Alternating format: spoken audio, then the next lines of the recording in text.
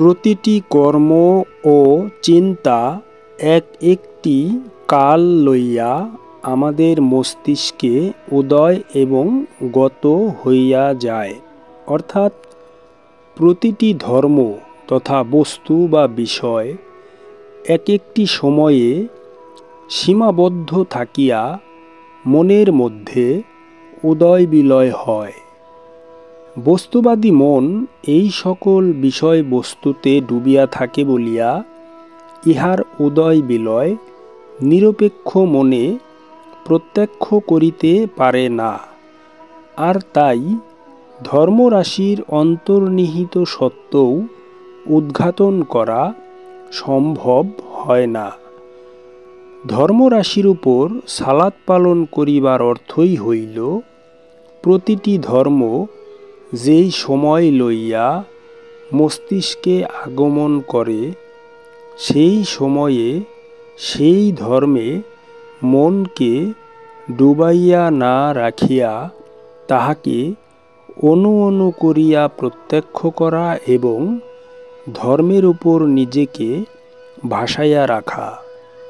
ইহা করিতে পারিলে সেই ধর্মের অন্তর্নিহিত সত্য বাহির হইয়া আসে এবং সালাত পালনকারী ইহার উপর সত্যদ্রষ্টা হইয়া যায়। এইভাবে একজন মুসল্লি তাহার সপ্ত ইন্দ্রিয়ের দ্বার পথে আগত ধর্মরাশির উপর সালাত প্রয়োগ করিয়া প্রতিটি ধর্মের কালের সহিত সত্যায়নকারী হইয়া ওঠেন। দুনিয়ার জীবন নিরাপত্তাহীন এবং শাস্তিমূলক। ধর্মের কালকে যাহারা জয় করিতে পারিয়াছেন তাহারা এলহাম দ্বারা পরিচালিত হইয়া থাকেন। রব তাহাদের প্রত্যক্ষ পরিচালক। মুসল্লি দুনিয়ার শাস্তির ভয়ে অত্যন্ত ভীত।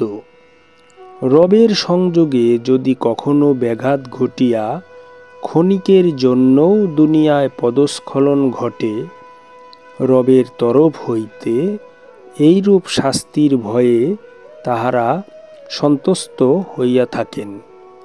অপরপক্ষে যাহারা দুনিয়ার অধিবাসী তাহারা দুনিয়ায় বাস করা যে কিরূপ শাস্তির বিষয় তাহা অনুভবও করিতে পারে না।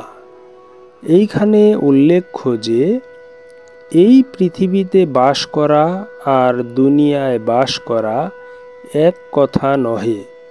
প্রকৃতপক্ষে কোরআন দর্শন মতে দুনিয়া বস্তুবাদী মনের মস্তিষ্কেই জন্মলাভ করে।